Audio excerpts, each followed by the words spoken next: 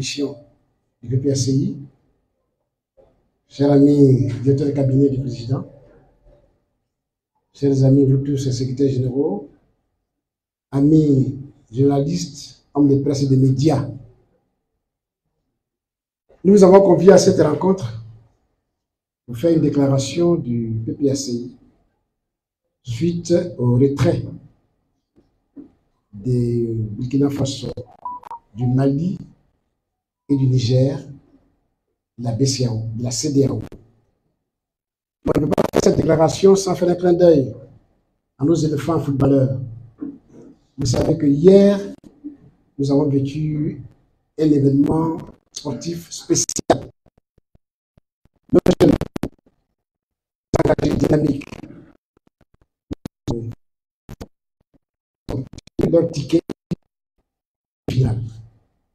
Je pense que c'est l'occasion de féliciter, de leur dire bravo. Bravo aux éléphants footballeurs. Nous leur souhaitons par la même occasion bonne chance pour la suite. Et comme il n'y a jamais de 103, peut-être que d'ici quelques jours, nous allons avoir la troisième Coupe d'Afrique.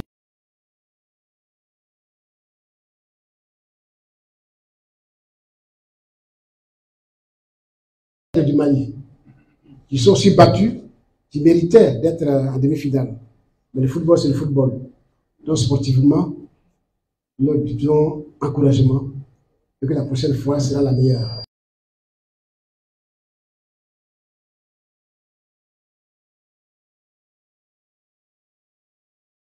PPACI, suite à l'annonce du retrait de la CEDEAO, du Burkina Faso, du Mali et du Niger.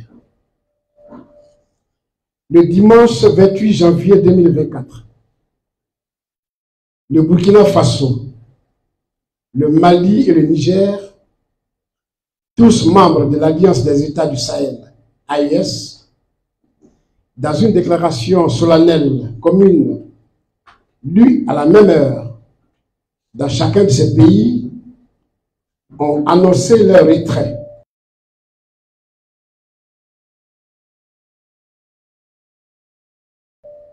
Avec effet immédiat.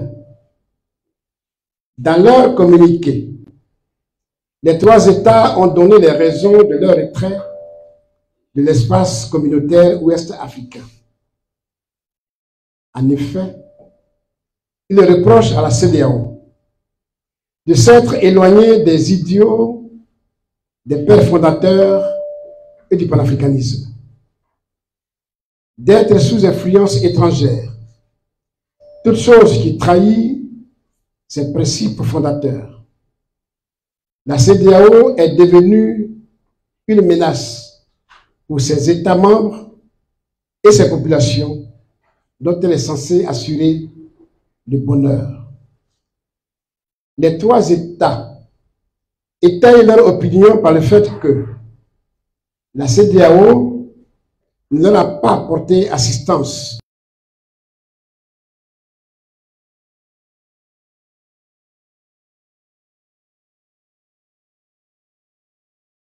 Lorsque ces États ont décidé de prendre leur destin en main, elle a adopté une posture irrationnelle et inacceptable en imposant des sanctions illégales, illégitimes, inhumaines et irresponsables en violation de ses propres textes.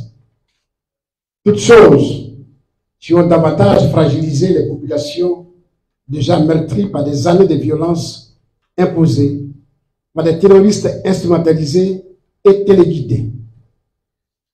Le Parti des peuples africains Côte d'Ivoire, PPACI, et son président, son Excellence le président Laurent Gbagbo, ancien président de la République de Côte d'Ivoire, regrette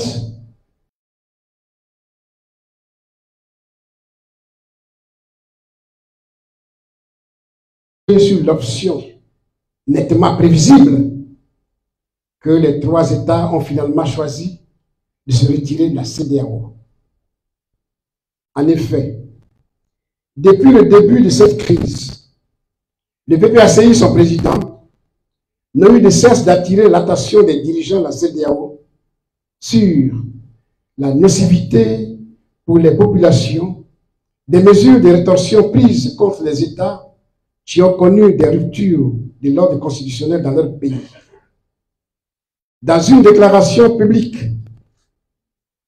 faite le 11 janvier 2022, suite aux décisions prises par le sommet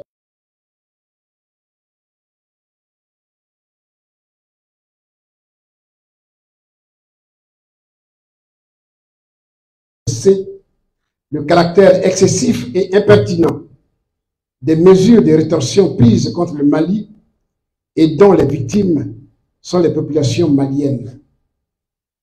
Le PPACI avait également trouvé particulièrement inacceptable et dangereuse l'instrumentalisation des institutions monétaires et bancaires communautaires pour régler des questions politiques internes aux pays membres. Dans le même esprit, dans sa mémorable conférence de presse du mardi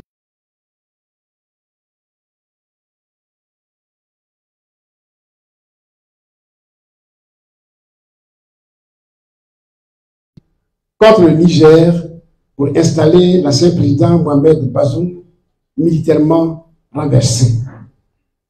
Cette position objective du président est sans préjudice des liens politiques qui unissent le PNDS Taraya, la gouvernance belliciste des crises politiques par les dirigeants de la CEDEAO et la propension à recourir systématiquement à des sanctions violentes, injustes, inhumaines et illégales, dont les premières cibles évidentes restent les populations, maintes fois dénoncées par le PPACI et son président, ont fini par fragiliser les fondations de notre institution communautaire.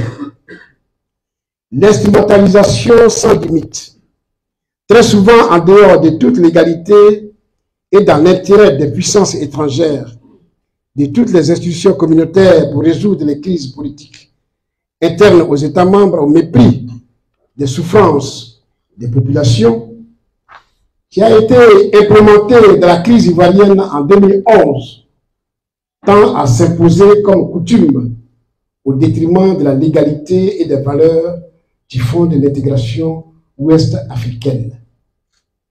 À ce jour, même si les discours officiels tendent à ignorer les effets nocifs de la posture belliciste de la CEDEAO de la crise ivoirienne, le ressentiment des populations ivoiriennes contre l'institution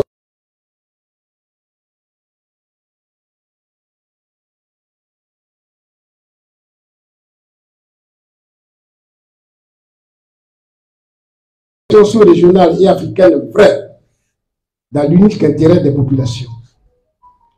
L'ordre mondial qui se dessine sous nos yeux nous impose une démarche unitaire pour faire face à toutes les formes de menaces portées par des enjeux géostratégiques contraires aux intérêts de nos populations. C'est pourquoi le PPACI réitère sa solidarité pleine et entière au peuple frère du Burkina Faso, du Mali et du Niger, qui font face depuis plus d'une décennie à des menaces existentielles. Le PPACI appuie fortement toutes les mesures internes et externes que les autorités des États de l'AES jugent nécessaires et appropriées pour mettre fin à leurs souffrances.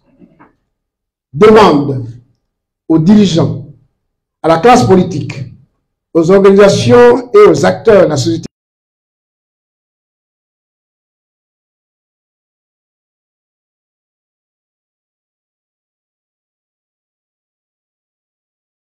du Niger pour mener sans délai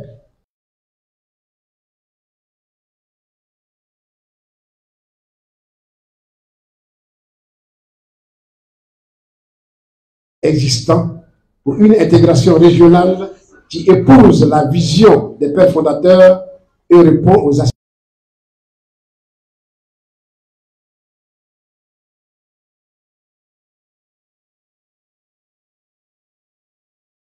dans cette dynamique. Fait à Abidjan, je vous remercie.